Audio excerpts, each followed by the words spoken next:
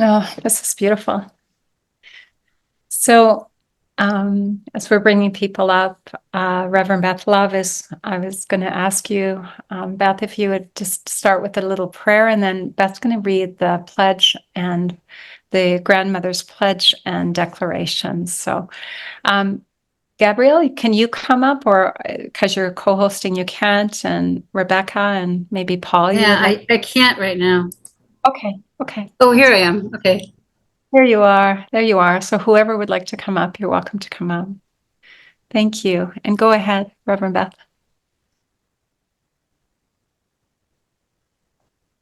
Oh, no volume.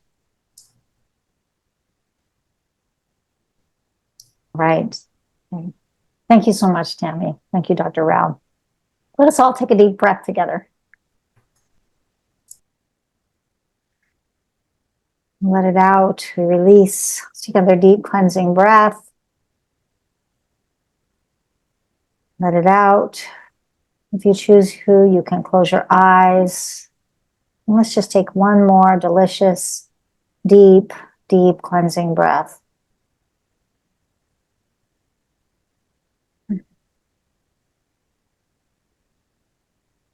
How good it is to arrive now here, fully present in this moment, present in this beautiful community, all united in a great cause, a cause that is so true, so right, so righteous, that we know that we are fully supported.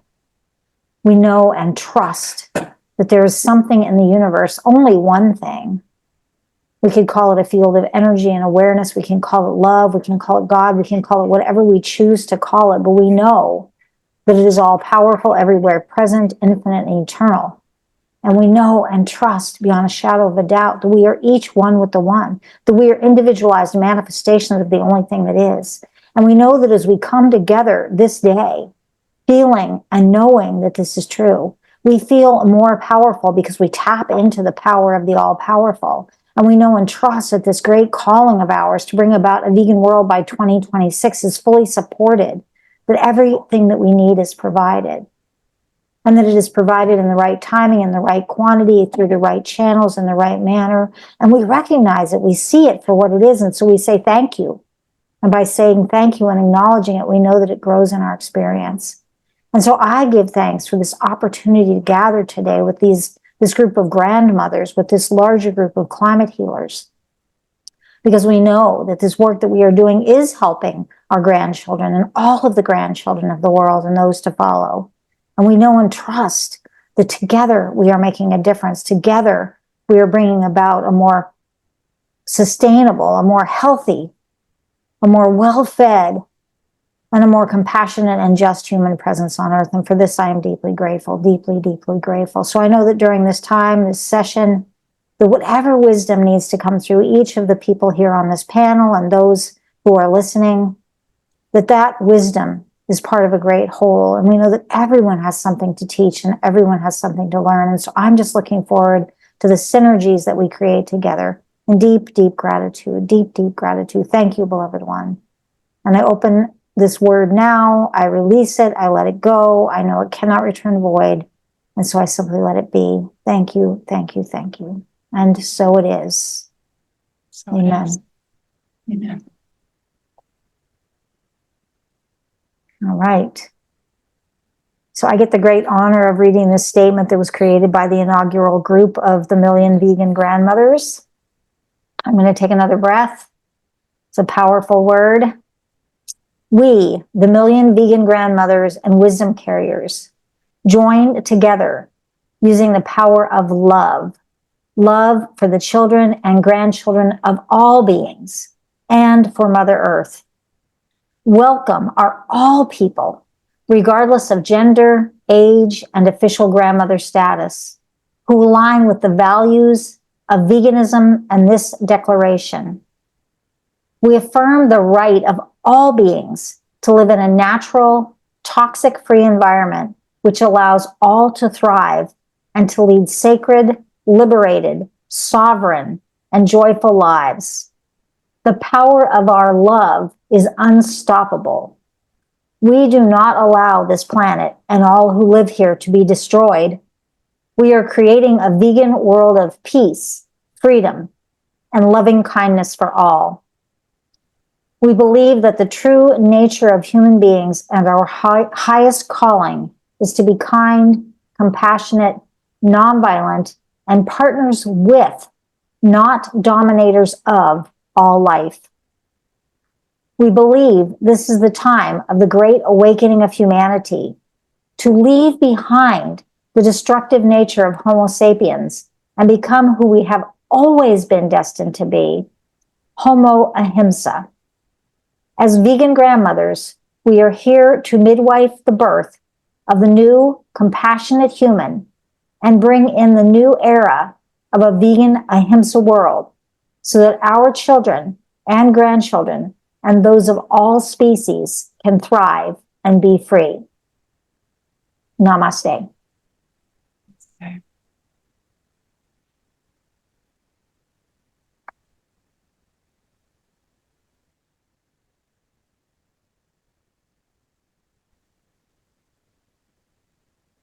Thank you, Beth.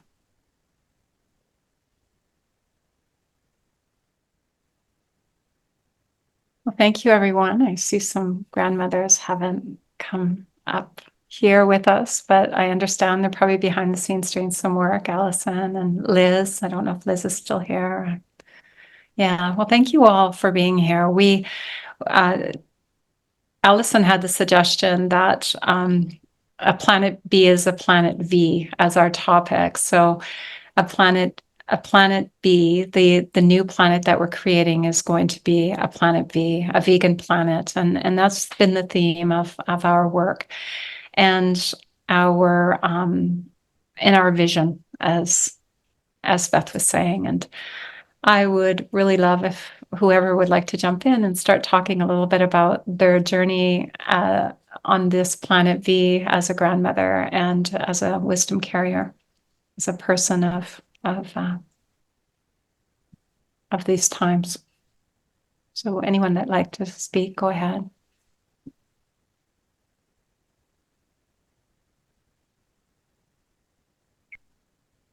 Is everybody able to unmute? I see Lisa's wanting to talk.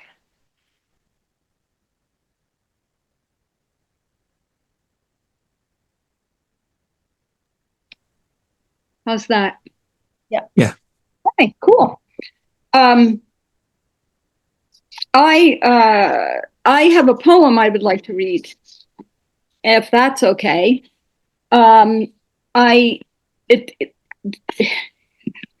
It occurred to me halfway through this weekend that, you know, I keep thinking, oh, we're here because, you know, we're worked so hard to, for lack of a better word, convince, you know, people of our mission. And then I realized, oh my gosh, this is my community and I need this very badly.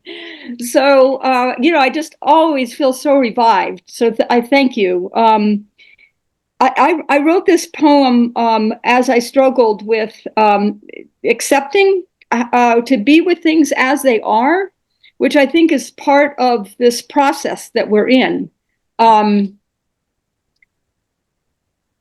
It's one of the ingredients to get through. And as somebody who adheres to my Buddhist studies, it's certainly being with what is one of the great tall orders of, you know, of following that. So this is a poem about that, and it's called Brown Birds. Brown birds.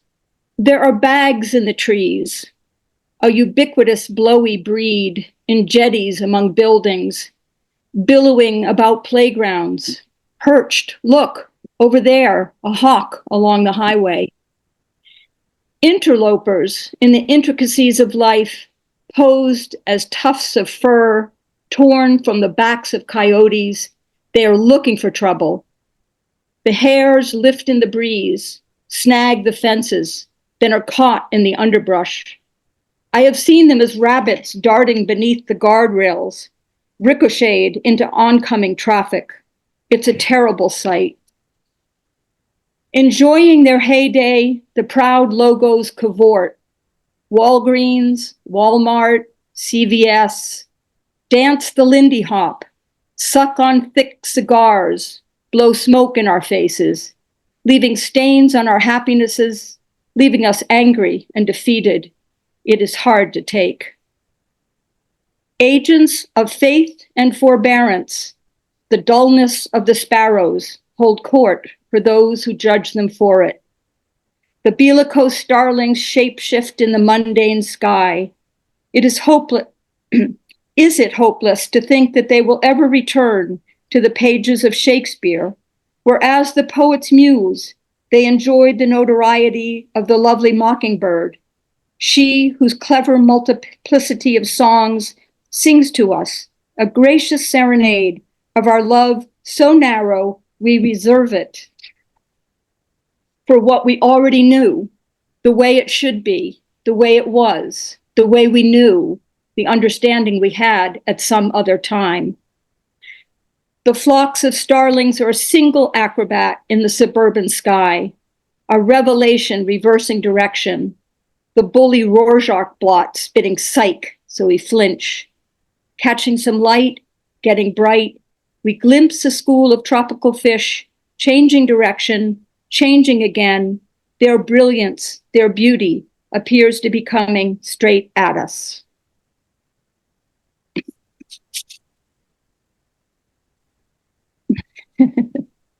Wow, that was very, very powerful. Well, I only have the courage to share because of all of you. You know, I have been writing since I was a kid, and it's very rare that I read what I've written, and these convergences have surprised me, given me the opportunity to surprise myself.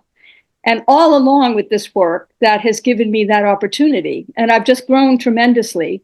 So I thank you so much for imbuing this whole feeling of self-expression into this journey that we're all sharing, and the ways that we're supporting each other, no matter where we are on the journey. It's truly magical. So thank you. I also wanted to say that, my granddaughter, who's 5, she's the oldest of my grandchildren. She's very intrigued by veganism. The family is not going that way, although my daughter sent me, this weekend, her mother sent me a vegan recipe. So, this idea is on the table, but I feel that that's actually extremely valuable, that even the concept and the conversation being had with a family like mine that has, I'm the sole representation of a new ethos or even these ideas. So it's now a household word. I feel like that's progress. So thank you. Beautiful, Lisa. Were you going to say something, Dr. Rao? No, okay. About, I guess, 30 years ago, my niece was born, and I got to be her first babysitter. And I was surprised at how she was on my mind all the time. I saw her face before me. I felt her just with that week. And so I've not had a child, and so I don't know the days and days and years of feeling, but I know that with animals, when you lay on the couch with your cat or your dog, and how close you can be and how easy it is to feel the pain of the loss of one. And sometimes I wonder, why is it's so easy to cry if I see an animal being abused? Well, I would feel the same way if I see a child or a person hurt too. So the grandmothers, we are all somebody's grandchild. We are not all grandmothers, but we had a grandmother, whether we got to know her or not. And so that's one of the reasons that I'm here, because I care about all the species, and we get to have this group together. We get to have weekly meetings, but also the whole convergence. I mean, I am still kind of blown away by the talks that we've had already today and yesterday. So that's a little bit about me. Thanks, Rebecca. Thank you for all your work on the convergence and planning and your gifts to the world and your gentle spirit. You know, Rebecca tells really fun stories and she tells them really matter of fact, which makes them really fun. Like falling to her knees at church because they're serving tuna and praying over the tuna, and the minister tells her to get up and stop doing that. She said, "What? Praying on my knees in church?" That's right. That's right. It's a funny world, isn't it? Funny world. You know, when you meet people that are new to understanding, they see the images. There's so many stages that they go through. It's the anger and then the grief, and laying in bed at night and coming up with ways to deal with that. And activism is one way, but I used Ho'oponopono. You know, I tried to visualize all the fish that I've eaten and apologize to them. I used to work in a chicken shop and cut chickens' bodies. And so I have imagined that and apologized. I mean, there's not much more I can do except for the activism, to stand up for more and to tell others, you know, stop as soon as you can. See it as soon as you can. Don't wait. So that's one of the reasons why I love this convergence. It helps people understand and keep going. Okay, I pass. And I'd just like to comment on something. You know, Rebecca just a little while ago just came back from a Vipassana meditation, and I can feel the grounding in you now that you've been regularly meditating. There's just such a peace that I feel from you. And so that reminder to really ground our work into meditation and prayer and imagery of the beauty of life. Yeah. Thank you. Mm-hmm. Yeah. Hi, everyone. I don't know exactly what I'm going to say, but I too am very, very grateful for climate healers and million vegan grandmothers. It's so important in this world where we are still quite a minority, us vegans, to have the love and support of the rest of you. It is so important. I came originally to the MVG, Million Vegan Grandmothers, because I am a grandmother, and I was trying. I'm relatively new, only about 3 years vegan, and in the beginning, I was doing a lot of proselytizing with my family, my daughter and her family, and that didn't go over well, as we all know. So I had to really back off. And now I am just an example to them as much as possible. And I don't talk about it a lot, but I do talk a little bit. And I never try to force it on them. They will volunteer sometimes what they're having for dinner, but I just say, oh, okay. So I'm convinced that if they are ever to become vegan, and that's not the only reason I'm here, of course, but if they are ever to become vegan, it's going to be because of all of the rest of you. You're going to have to be the ones that carry the message, and all of the vegans in the world. And there's so much out there now. I'm so grateful that there's so much information available, and they can't avoid it. You know, it's there, it's out there. And Dr. Rao's going to have his Bollywood movie soon, which I think is going to be great.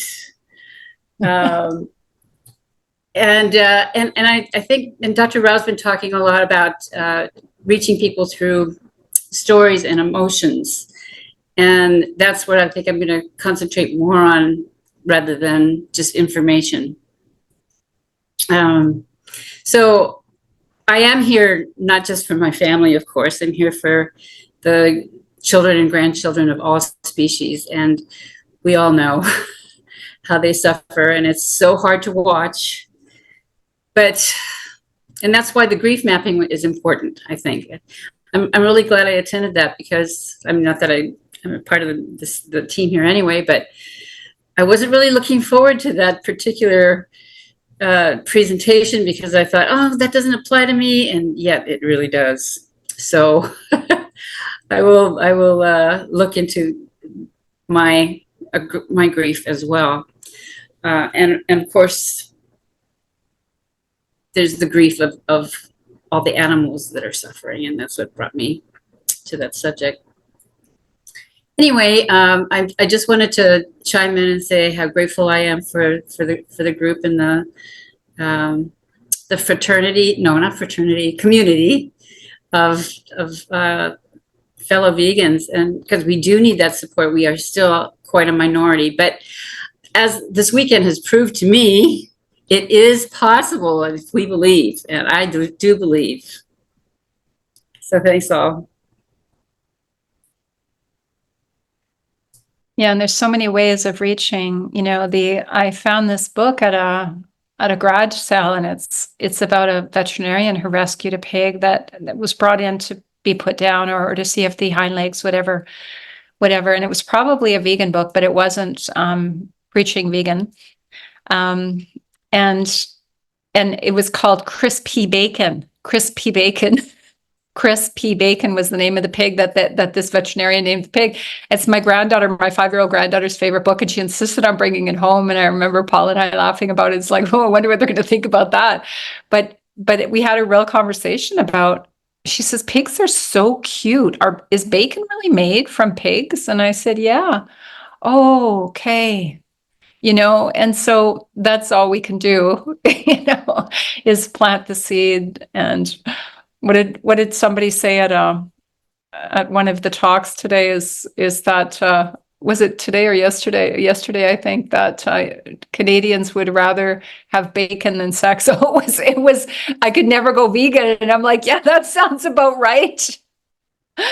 And that sounds really crude, but it's like, that's our right as Canadians to eat bacon. So it was a beautiful book, a beautiful find. And I've thought about Susan Hargrave, because she really does stay behind the scenes. I don't see her around much, but she's doing her work big time, and how she has so much books and teaching through children's books and that sort of gathering.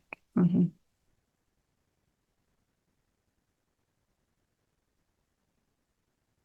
Are you unmuted, Beth? There we go. I am, yeah.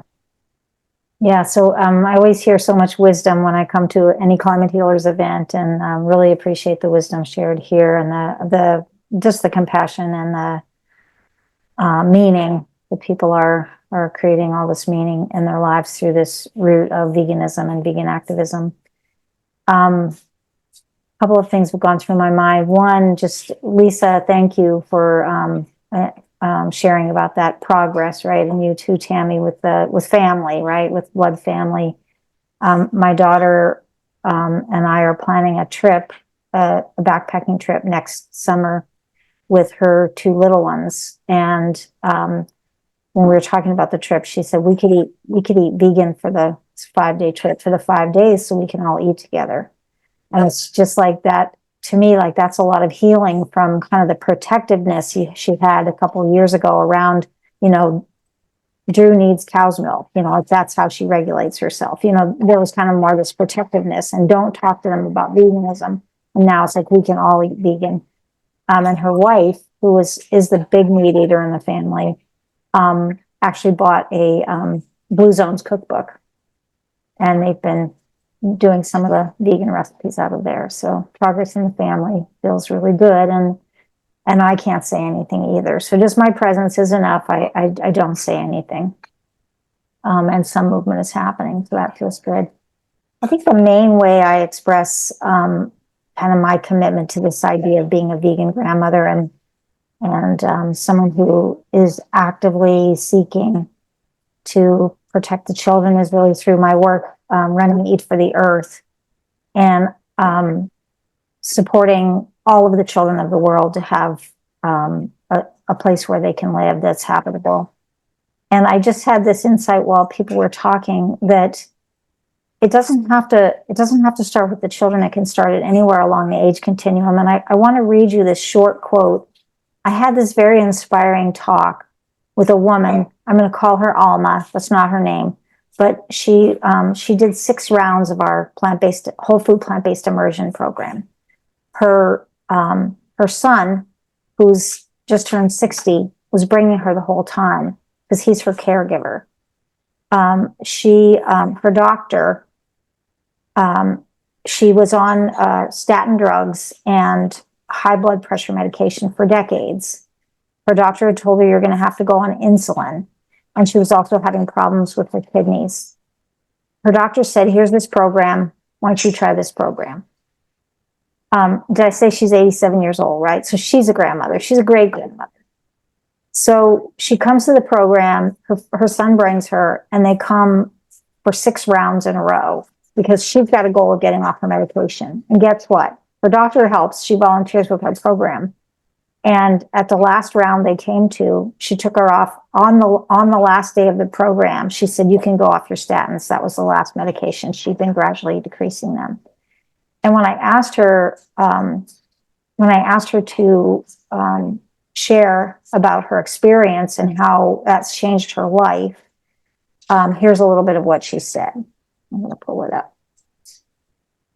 She said, I have more energy. I can now walk further and I don't get winded like I used to. I don't have the aches and pains. I feel better emotionally and I can think more clearly. I'm washing dishes, active in my garden. I feel very optimistic now. I don't worry a lot because in this life, everything has a solution. And what was really powerful is that her son, he told me he was on the phone too. He's the translator. She has some English and I have some Spanish, but he's fully bilingual. So what he told me was that when the doctor told them, you know, here's this way, you can go plant-based and you can get healthy. The doctor told, he said to his mom, oh, this is very bad news, Mom. You know, we're not going to be able to eat the foods we're used to eating, but it could be, but we need to do this. We need to do this because, you know, I don't want to lose you. So he committed 100% too. And he never took the program. He never enrolled. But after 7 months and 6 rounds of the program, he says he's lost half his weight, his cancer falling off of him. He has a brighter outlook on his future. He doesn't believe he's going to be a burden on the system, and he's going to be able to continue caring for his mother, and she won't have to go into a nursing home. So like, she's a vegan grandmother now. You know what I'm saying? She's a vegan grandmother, and they're having an impact on their family. It's a very large extended family. She's got, I think, 6 children or something. And it's like, so it can start at anywhere along the age continuum. So I feel really hopeful when I see something like that happen. Something that, you know, Western medicine is never going to bring about a change like that in 7 years, let alone 7 months. So yeah, that's kind of my main contribution right now, is really running an organization that does programs that support people to make a change, to go as Melanie Joy says, you know, be as vegan as you can be. And that's what we're working for, is pull people toward it. And then most of the time, in a lot of cases, once people make a change in one realm, they start understanding things differently in the other realms too, and they become fully vegan.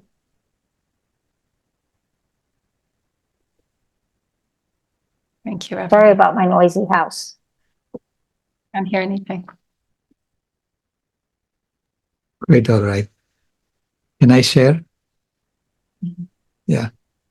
So you all must be wondering why I am here as a grandmother. But I think it is important for men to also own our feminine side, the side that calls for caretaking. It's not about conquering. It's not about winning all the time. It's about caring and seeing that we all have both sides.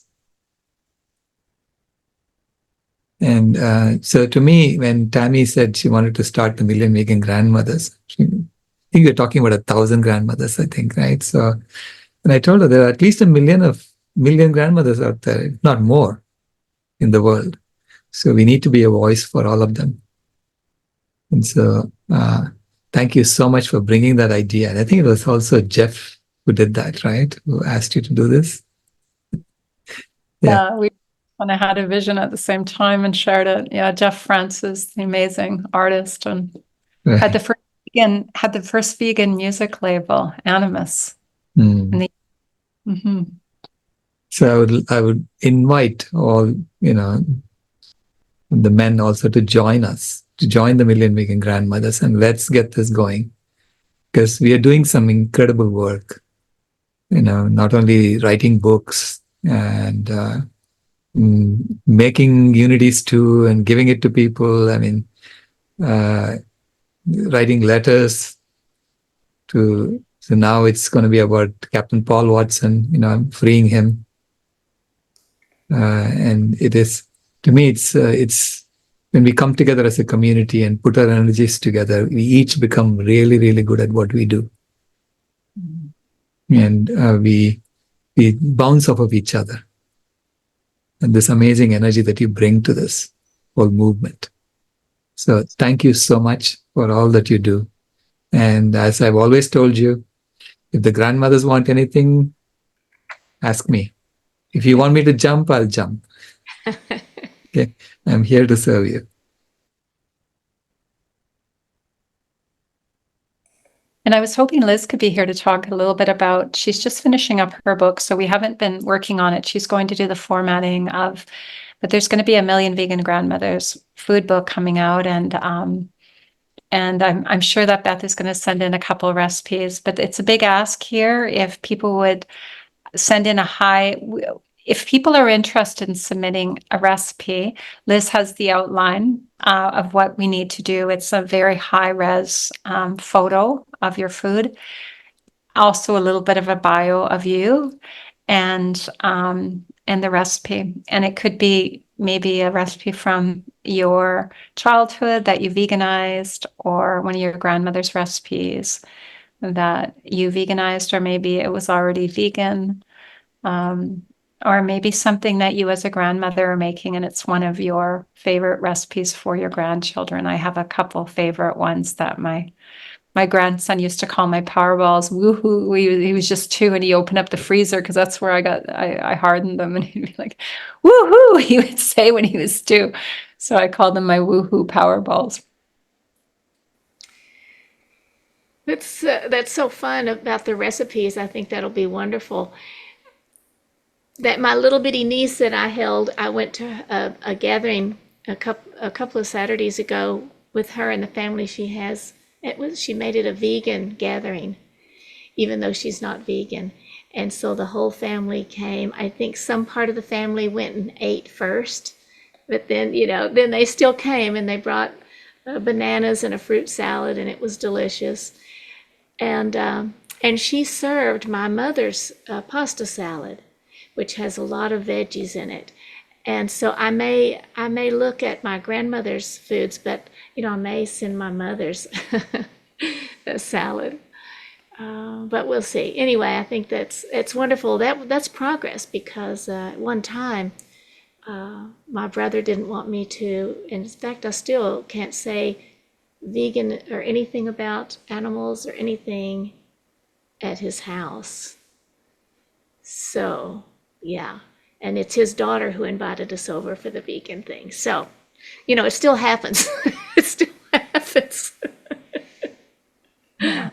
Yeah. And I have other nieces and nephews that I love too, so I don't want to leave them out. Reverend Beth, would you put your organization, Eat for the Earth, into the chat for people that aren't familiar with the work that you're doing? And We meet every Wednesday evening, 5:30 Pacific, except for the first Wednesday of every month. And it's in the morning at 9:30 Pacific. The grandmothers meet, and people are coming and going all the time from our grandmother community based on, what works for you. So it's not a solid commitment. If you're coming to check us out or to just share or to be supported, you can come at any meeting. You don't have to commit to continually coming. We also support people in letter writing campaigns, or if they need, we have a lot of grandmothers doing different things. So a recent grandmother did, Julie Johnson. She has joined our community, and she's doing a lot of advocacy work in schools, to Green Schools, Green Heart School, Green Heart Education. So there's a lot of resources within here. Beth continually is teaching food classes, and so is Liz. And Deborah, who's not on here, has Teach with Movies.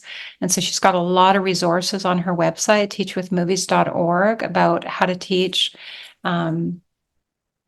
with movies, and a solid curriculum for teachers. I also am wanting to get my Heal protocol out.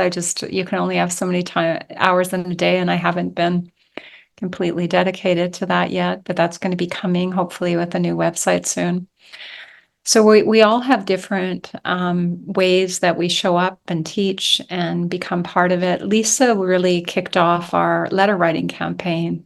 She really wanted support with letters when she joined, and that really got us deep into our letter writing campaign. So that's something I could go for. And so, yeah, go ahead, Rebecca. She also is now giving talks. The fact that we come here together, we share information, and we encourage each other. And it also feels good to say, this is what I worked on. We're going to be showing the movie They're Trying to Kill Us, and we're going to have a food healers tent that they can eat. So, I get to be inspired by what Lisa's cooking and you're writing and you're cooking, everybody's what they're doing, and we have Allison, who is working with food groups in Peru, who's also a grandmother. So anyway, yeah, it's really great to have this group, even though I can't come regularly.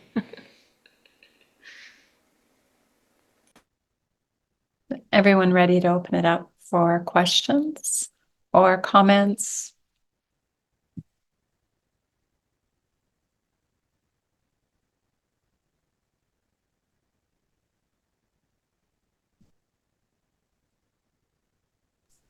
I'd like to ask Dr. Rao to talk a little bit about founding mothers. Probably Rebecca may be in a better position, or Tammy. I haven't gone to the meetings this last couple of weeks. Rebecca, have you been to a meeting? Yes, the founding mothers are a worldwide group of people who want to demand peace in the world. And yet they want to do it in a new way, they had their first Congress, so that people are meeting in circles and they send a representative. And like Dr. Rao said earlier, if we have to, we'll bang on pans, we'll go down the streets and not participate until such stops. And so it's peace and the environment and the kinds and a new structure. And so that's what I remember. Laura George, it's called Founding Mothers of World. Is that right? I'm still new at it too, so I'm still learning. So yeah, I'll pass it on to you to say more, Dr. Rao. Yeah, I put the link in the chat, the Founding Mothers website. Mm-hmm. And the Founding Mothers are basically saying now the Founding Fathers have done their bit. It's nearly 250 years. Time to step aside so we can finish the job of actually meeting the original objectives, which is, life, liberty, and the pursuit of happiness. Right. If you think about that being the objectives of organizing ourselves, and you wind up having half the country being on antidepressants, you haven't done a good job. So they're saying, okay, let's finish the job for you. And so they are demanding a system that's based on peace, not war. And they want a peace Pentagon, not a war Pentagon. And they're working out how do we make decisions like this, without needing authoritarianism to run things. Mm-hmm. So even in the way they're organizing, they're trying to exemplify this, and they invited all of us to join. So individuals can join the founding mothers, organizations can join, but they're asking for a woman representative from each organization to come for the meetings, to represent the organization in the Congress. So I'm inviting all organizations to go join the founding mothers. Let's work on formalizing a peace-based system, because that's really what it is, and it's a system that you need to design. How would you do anything? Now, how would you get food to people? How would you get clothing to people? How would you get shelter to people? And how would you restore the planet? How would you do all the cleanup work? So all that, we need to create systems in place and put them in place. And we need worldwide organizations. Or be the education system in the new world, right? It's a world built around peace, which is really what a vegan world is. And this is why I wanted the vegan community to participate fully with the founding mothers and to form alliances with others who may not have the vegan vision right away, but who will get there. Okay, because they're inviting us to come, and they even told Tammy, you filled in a void that we had. Mm-hmm. One of the things that impressed me at the congressional meeting, they had people who would fill in some of the spots. I think it was 10 spots, and they have some vacancies, but they said each of them have said, if a more qualified person, if another person from another region that's not represented, they have this feeling of, we'll step down so that others can rise up. So that's new. That's not, I'm going to win and keep my position. It's a whole different kind of thought.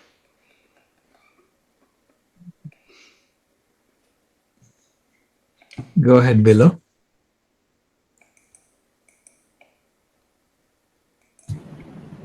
Okay, just a second.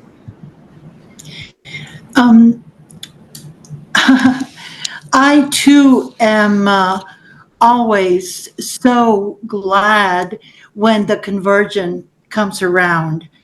I look forward to it, and I make sure not to plan anything on that weekend. And I just get so much support from everyone. So that's just an echo of what other folks feel about this large gathering that we do. Also, I just wanted to say that I am looking forward to maybe one day do a very large march in Washington, D.C. for veganism, for animals. We've seen a great impact from the civil rights in the 60s. I've participated in reproductive rights in marches, LGBT rights in marches. And now I just think that a march would be so great, because it would allow all people of the United States to jump into buses and go and be seen by the country and the nation. So I'm looking forward to that time when we can do something like that. But meanwhile, I'm focusing on grassroots local activism. And if it wasn't for the 2-3 friends that I work with, and if it wasn't for the conversions, it would be more difficult, because Being an activist, it is difficult. We see changes, but they're so small. But when we come together and we all share what we do, it really makes a difference. So thank you to everyone. It's just a pleasure to be here and be part of this. Thank you. Yeah, in the big picture, sometimes it appears things are moving slow, but that's why I think it's really important for us to always be tapped in to part of the communities like Beth has provided, because the one thing that does move really fast is the needle on health. And I've been able to witness that over and over again. And so thank you, Beth, for that. Could you just mention a little wee bit about your program? Like you said, they did 3 or 6 consecutive. How many days is your program? And what does it consist of? I know you can't get into the full details, but you see such a difference in such a short period of time. Yeah, really, we see a difference in 2 weeks because it's a 2-week program. But because she was 87 and had these problems for a really long time, it took a little longer for her to get the results. But each round she took, she got some results, right? So it's a 2-week immersion. We primarily target the Latino community in Santa Cruz County because that's the particular community in our county that has the greatest disparities when it comes to access to healthy food and lifestyle and racially construed factors that make it more difficult for them to be healthy. And they have the highest rates of diabetes and some other diet-caused diseases. And so we generally do the program in Spanish because that's the main language for many of the people that we're attempting to reach. And we occasionally, like 25% of the time, we do a round in English. We start off with, we primarily get people through referrals from healthcare providers. So we have some arrangements with, for instance, a federally qualified health center, which is a center that serves primarily people with low incomes. And they do a lot of referrals to us. So we're getting people who have diabetes or high blood pressure, high cholesterol, all of the above, obese. Pretty much everybody that comes, I would say 95% of the people who come have some chronic health problem that is serious. And then, so we get these referrals, we have a chat with them, we tell them when the round is going to be, and they show up at the first session fasted. So they're in a fasted state.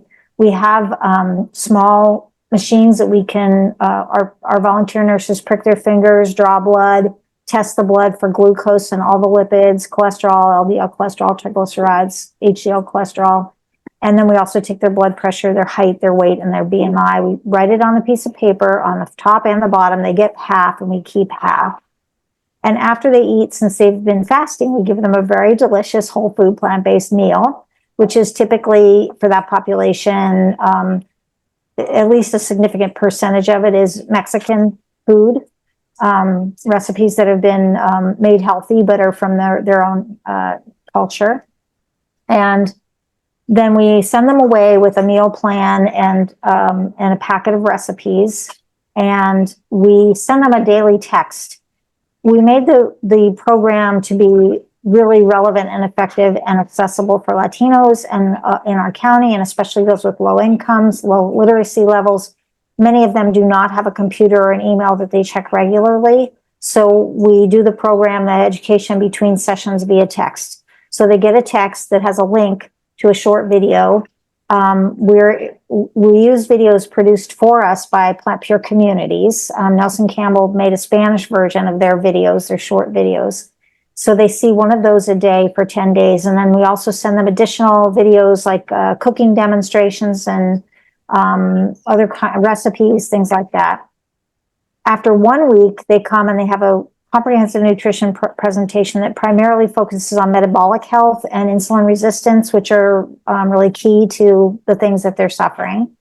And usually a green smoothie demo and some encouragement to keep going. They do get phone calls, 1 or 2, perhaps, hopefully in best case scenario, they get at least 1 phone call a week from a mentor. And then 2 weeks after they got tested the first time, they show up again fasted. We give them breakfast again. They go over their test results with one of our volunteer healthcare providers, and 90 to 95% of our people have improvements on at least one biomarker. And when people are very compliant and do a good job, they typically have multiple improvements on their biomarkers, and often very significant ones, like going from extremely high cholesterol, LDL 300 or something like that, down to 66 or 22. Many people come in diabetic at the beginning. Their glucose is normal on the second screening, things like that. So yeah, we don't have the capacity right now to do a lot of follow-up, but we do get, we administer an evidence-based survey to find out their readiness, and we have very high scores on the readiness survey. So they have support, they like the food, they believe that it's good for them, all the things that will help them keep going. And we do have sometimes people come back and we can see like they don't even look the same. We saw them a year ago and they walk in the door, we don't even recognize them because they look so different. So that's kind of the program in a nutshell. We've done 14 rounds so far in a little less than 2 years, and are at this point doing almost a round almost every month. Wow. Thank you. Thank you. One of the really cool things is we have funding from the city of Santa Cruz and the county of Santa Cruz. When I found out the government was going to fund a plant-based education and diet immersion program, I was like, hallelujah, this is what governments should be funding. And we have one more year of funding, and then we're looking for what we're going to do after that. But it's a 3-year contract, and we're 2 years into it.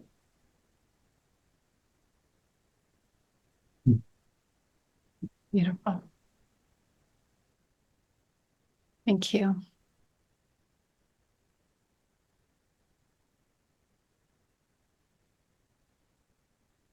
Thank you, everyone. And if the other thing that I would like to end on here as our time comes to a close is that if there's anybody that needs some support in any area and writing a letter, and maybe they would like the backing of the grandmothers and some support on that in any capacity, we can brainstorm that and work together. I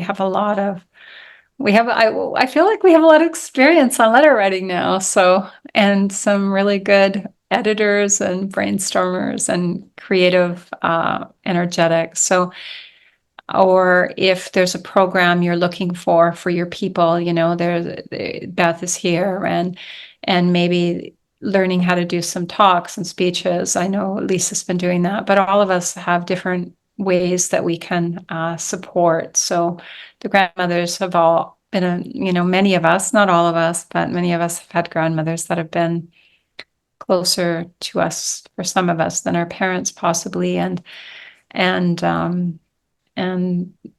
sometimes it's backed with some wisdom and then that comfort of feeling like you're being witnessed. So please reach out. Thank you, everyone, for being here. Thank you so much. As always. Thank you, everybody. Bye-bye. Bye. Next, we will move into open mic. But before we do that, during open mic, can we have like a moment of silence for some remembrance for Dr. John McDougall? So, Tammy, can you lead us in that?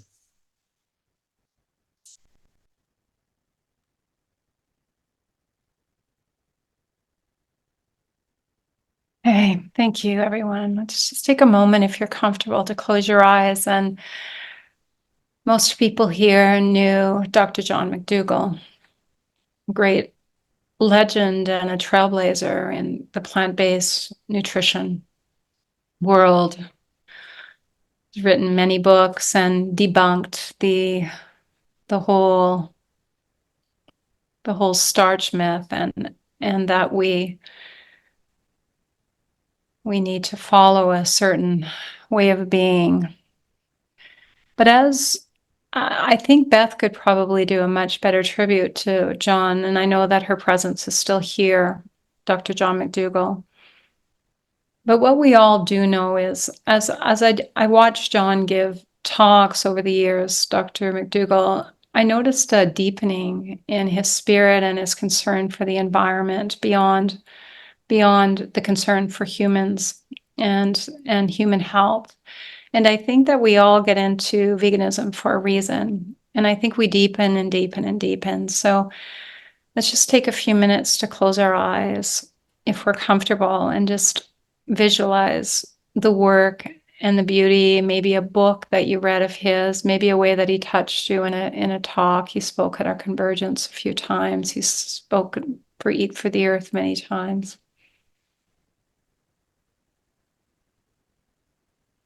There's a practice in the Buddhist tradition called Tonglen, and what we do is we breathe in the density of something and we breathe out expansion. So let's just take a few deep breaths, breathing in the heaviness and the sadness of his family. We're not breathing it in to make it part of us, but just to lessen the load, just breathing in, understanding, honoring that his family is going through a big transition without the father, the grandfather, the husband, and breathing out a sigh, just a letting go. A couple more deep breaths in and honoring grief, breathing out expansion for the legend that he was and the legacy he left for all of us.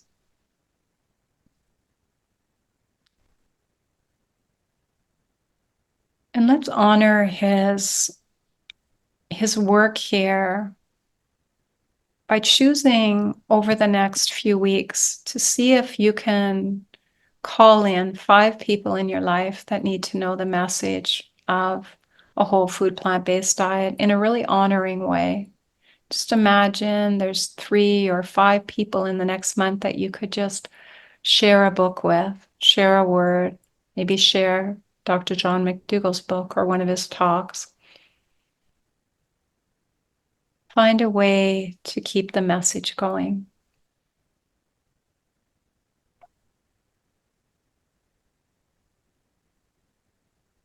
Breathing in love, breathing out truth.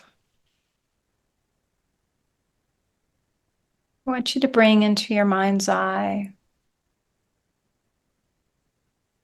his family, his friends, and everyone he touched, thousands and thousands of people.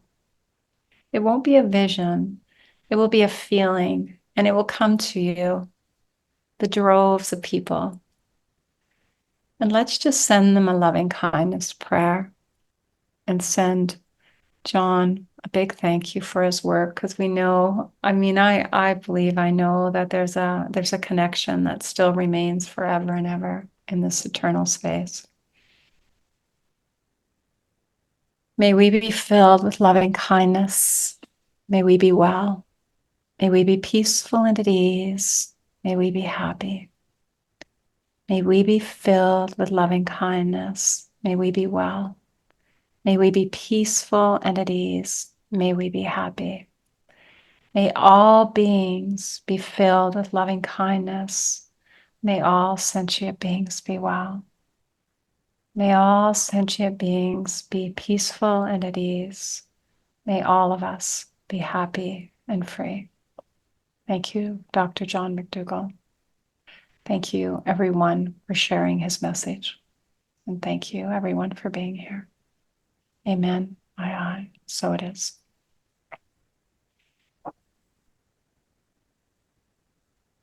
Reverend Beth.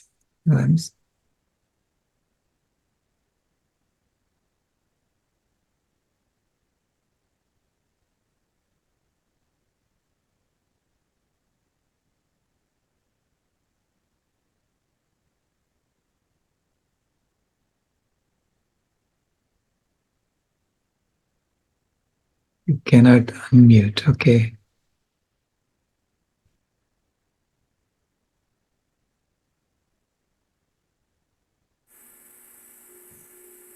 Who are you wanting? I see Reverend Beth. Reverend Beth. Yeah. Okay. Thank you. Is your camera on? No, she says she cannot unmute. Go on. Okay. Yeah. You should be able to do that now. Hi. Sorry, I left accidentally. I'm back. Yeah, I was not expecting that, Tammy. And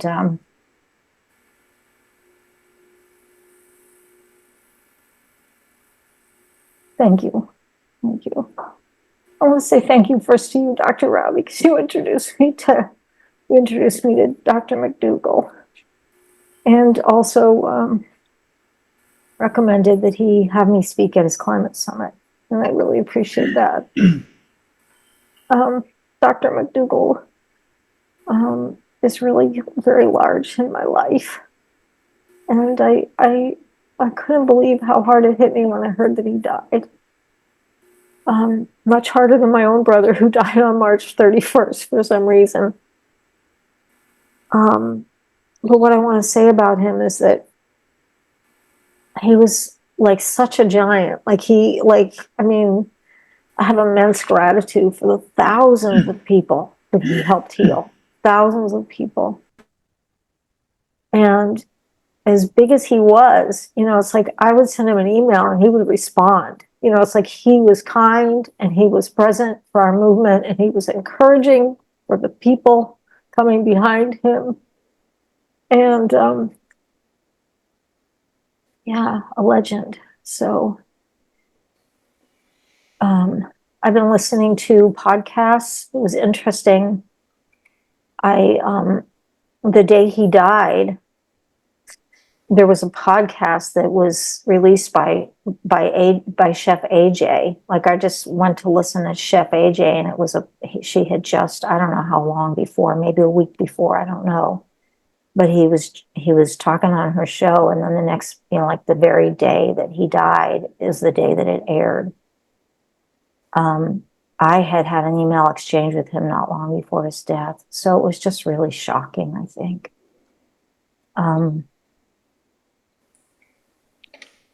I feel moved to be more healthy myself. I feel moved to eat more grains. I looked at my plate, I didn't see 90% grain starches. I saw 90% vegetables, which is how I like it, and just a little bit of starches. But I was like, he really, he knew his science. He had the passion. He was working as hard as he could to help his grandchildren and our grandchildren. Talk about a grandmother. He should be an honorary grandmother. And yeah, just really amazing. And it hit me very hard. I think that's all I have to say right now. Thank you. Thank you, Reverend Beth. Danny?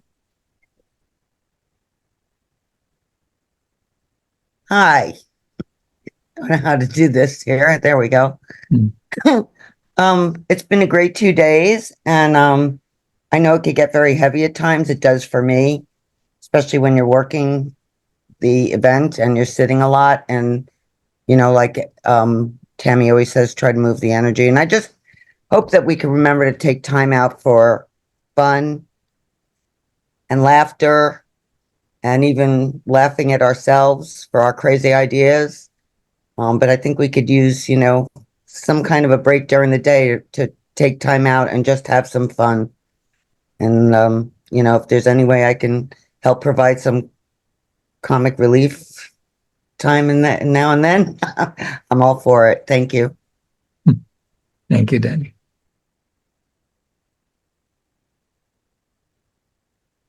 Rebecca?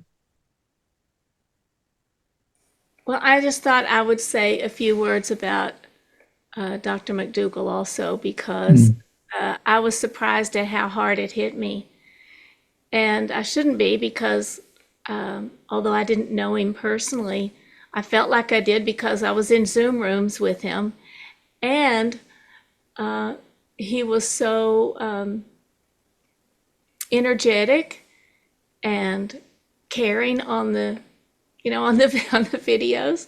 And then I knew about the mountain of people that he had helped, and heard his story. And I think I try to figure out why is it I was just so crushed, and I think it's because we lost him. And I didn't want him to be gone yet. But it is what it is, and I'm grateful that he had the path that he did, that met so many people. So thank you for having this time for him. Thanks. Thank you, Rebecca.